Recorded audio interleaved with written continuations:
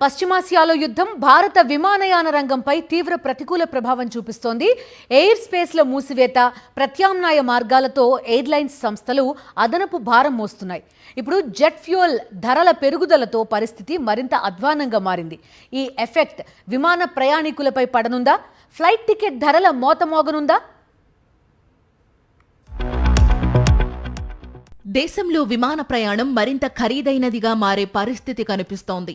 పశ్చిమాసియా ఉద్రిక్తతలతో సతమతమవుతోన్న ఎయిర్లైన్స్ సంస్థలపై ఇప్పుడు ఇంధన భారం పడింది. ఏవియేషన్ టర్బైన్ ఫ్యూయల్ ఏటీఎఫ్ ధర భారీగా పెరిగింది.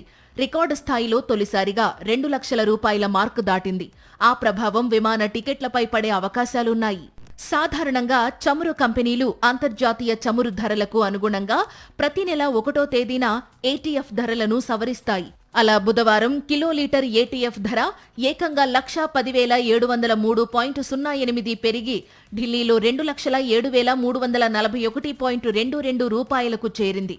ముంబైలో కిలో లీటర్కు 98,247 రూపాయలు పెరిగింది. నిన్నటి వరకు ఢిల్లీలో కిలో లీటర్ ధర 96,638 ఉండగా ఇప్పుడు దాదాపు 114.5% మేర పెరిగినట్లయింది. అయితే దీనిపై కేంద్రం క్లారిటీ ఇచ్చింది. దేశీయ విమానయాన సంస్థలకు మాత్రం ఈ పెంపు 8.5% మాత్రమే వర్తిస్తుందని పెట్రోలియం శాఖ పేర్కొంది. విదేశీ ఎయిర్లైన్స్ సంస్థలు, చార్టెడ్ ఫ్లైట్స్ వంటి నాన్ షెడ్యూల్డ్ ఆపరేటర్స్ మాత్రం పూర్తి భారం భరించాల్సిందే. జెట్ ఫ్యూయల్ ధరల పెరుగుదల ప్రభావంతో రానున్న రోజుల్లో విమాన టికెట్ల ధరలు పెరిగే అవకాశముందని మార్కెట్ నిపుణులు చెబుతున్నారు. విమానయాన సంస్థల నిర్వహణ వ్యయాల్లో 40% ఇంధన ధరలకే వెచ్చించాల్సి వస్తోంది.